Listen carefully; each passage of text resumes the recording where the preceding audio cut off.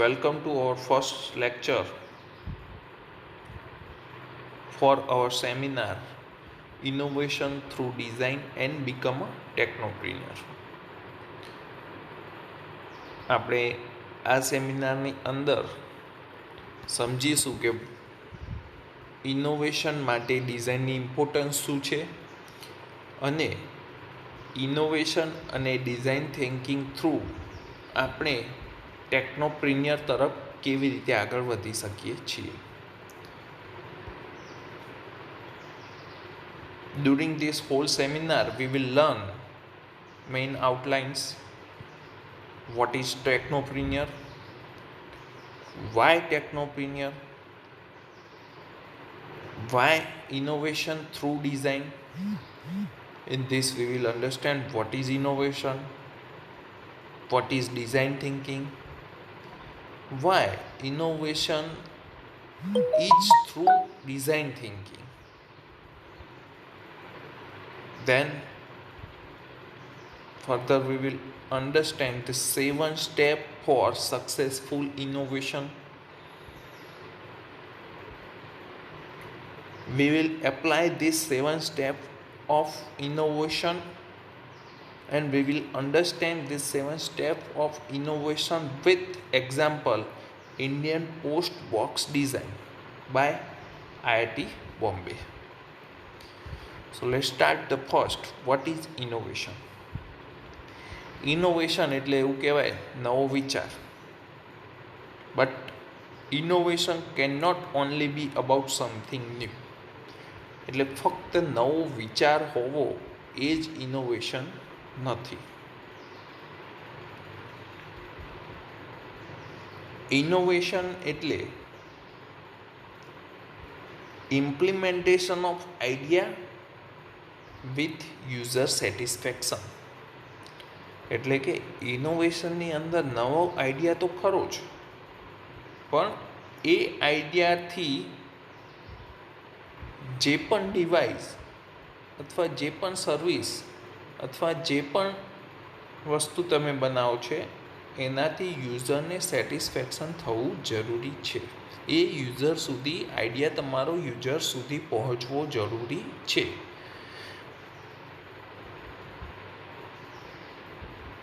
So innovation is implementation of idea with user satisfaction.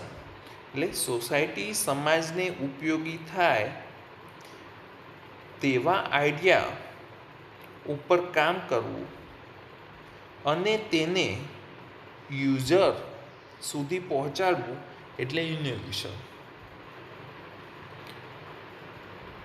નવા idea ઉપર કામ કરવું અને એ આઈડિયા ઉપર ફક્ત કામ કરીને મૂકી નહીં દેવાનો, એ આઈડિયાને યુઝર સુધી પહોંચાડવો અને એ આઈડિયા ખરેખર જે યુઝર છે એને ઉપયોગી થાય છે ત્યારે તમારો આઈડિયા ઇનોવેટિવ કહેવાય. So now what is user? Who is user? User કોને કહેવાય? એક્ઝામ્પલ તરીકે આપણે લઈએ પેન. તો પેનના યુઝર કોણ? વિદ્યાર્થી કે હું કે કોઈ પણ જે પેન વાપરે છે એ બધા જ કહેવાય પેનના યુઝર.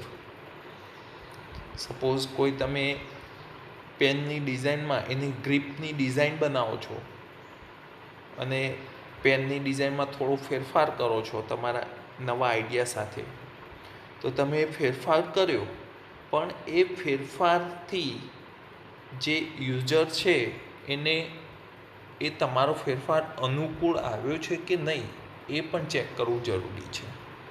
એટલે કે તમે જે ફેરફાર કરેલી નવી ડિઝાઇનવાળી પેન છે એ યુઝર સુધી પહોંચાડો. યુઝર એટલે વિદ્યાર્થી એ પેનનો ઉપયોગ કરશે, પછી એનો યુઝરનો ફીડબેક લેવાનો અને ખરેખર જો તમારી નવી ડિઝાઇનથી યુઝર વિદ્યાર્થી સેટિસ્ફાઈ હોય તો તમારો આઈડિયા ઇનોવેટિવ કહેવાય. એવું કોઈ પણ એક્ઝામ્પલ, ફોર એક્ઝામ્પલ તમે કોઈ ડસ્ટબિનની ડિઝાઇન કરો છો તો એ નવી ડસ્ટબિનની ડિઝાઇન ઉપર તમારે કામ કરવાનું, એક મોડલ બનાવો, તે યુઝર એટલે કે જે ડસ્ટબિનનો ઉપયોગ કરે છે તેવા માણસો સુધી પહોંચાડો, તેમને આપો અને તમારી ડસ્ટબિન યુઝર માટે ખૂબ ઉપયોગી થાય છે એ યુઝરના ફીડબેક ઉપરથી તમને ખ્યાલ આવશે. અને જો ખરેખર એ ખૂબ ઉપયોગી થાય છે તમારી નવી ડિઝાઇન, તમારો નવા આઈડિયાવાળી ડસ્ટબિન, તો તમારો આઈડિયા ઇનોવેટિવ કહેવાય. એટલે ઇનોવેશનની અંદર ફક્ત નવો આઈડિયા જ જરૂરી નથી, પણ એ આઈડિયા યુઝર સુધી પહોંચાડવો પણ જરૂરી છે અને એ યુઝરનું સેટિસ્ફેક્શન પણ થવું જરૂરી છે.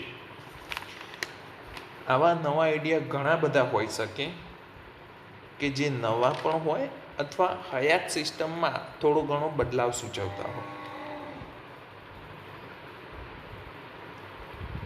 કોઈ પણ હોઈ શકે, જેમ કે traffic control system, road cleaning machine, water harvesting system, કે ખેતીમાં ઉપયોગી થાય, ખેડૂતને ઉપયોગી થાય તેવું કોઈ ડિવાઇસ, અથવા અત્યારે ચાલી રહેલા કોરોના સામેની લડાઈ માટે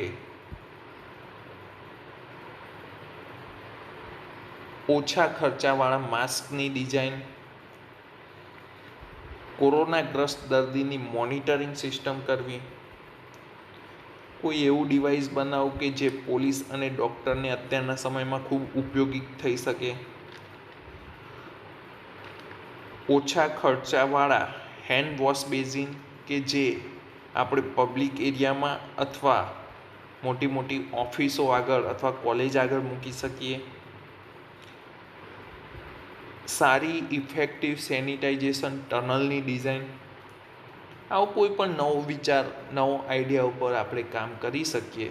ઇનોવેટિવ આઈડિયા આવી શકે, પણ એ આઈડિયા ઇનોવેટિવ ત્યારે જ થાય કે જ્યારે તે આઈડિયા યુઝર સુધી પહોંચે અને તમારા આઈડિયા દ્વારા બનાવેલ ડિવાઇસથી યુઝરને સેટિસ્ફેક્શન થાય.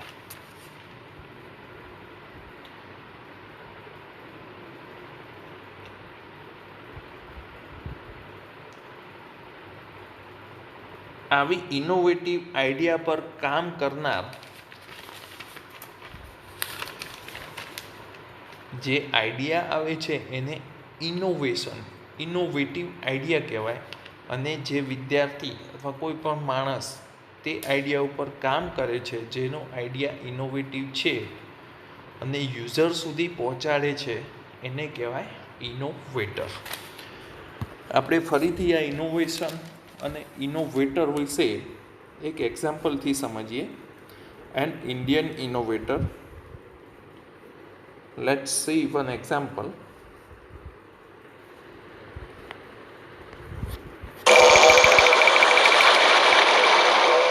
ലോകം കൊണ്ടിരുന്ന് ഞാനൊന്ന് കാണാറുണ്ട്.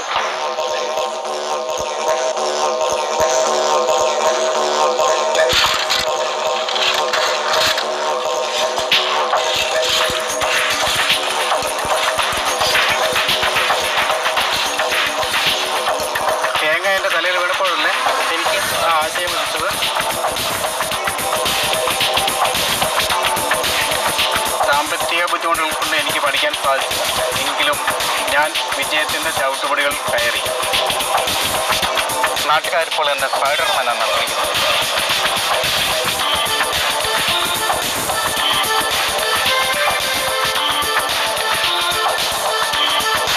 High technology.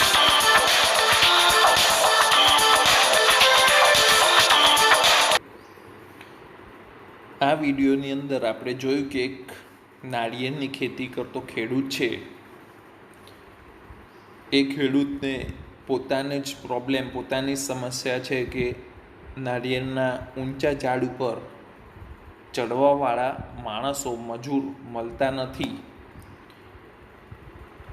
અને એ ઊંચા ઝાડ ઉપર ચડવામાં ખૂબ તકલીફ થાય છે. એટલે સ્પેશિયલ સ્કિલ માણસો જ એ ઝાડ ઉપર ચડી શકે. એ પ્રોબ્લેમ ઉપર એને કામ કર્યું અને એની ગામની નજીકના ફેબ્રિકેશન વર્કમાંથી માણસની મદદ લઈને એક ડિવાઇસ બનાવ્યું, જે તમે જોયું કે જેની મદદથી કોઈ પણ માણસ કોઈ પણ પ્રકારની ટ્રેનિંગ વગર નારિયેળના ઊંચા ઝાડ ઉપર સરળતાથી ચડી શકે છે. એટલે એ ખેડૂતને કહેવાય ઇનોવેટર, અને તેના આ આઈડિયાને કહેવાય ઇનોવેશન. કારણ કે એને એ આઈડિયા ઉપર કામ કર્યું, એને એક ડિવાઇસ બનાવ્યું, અને એ ડિવાઇસ ત્યાંના બધા ખેડૂતોને આપ્યું, અને બધા ખેડૂતો એ ડિવાઇસનો ઉપયોગ કરીને આજે સેટિસ્ફાય છે. તેથી એનો આઈડિયાને ઇનોવેટિવ આઈડિયા કહી શકાય. તો મિત્રો, આજે આટલું જ. What is innovation. નેક્સ્ટ લેક્ચરમાં આપણે સમજીશું what is design thinking and why design thinking is important for innovation. Thank you.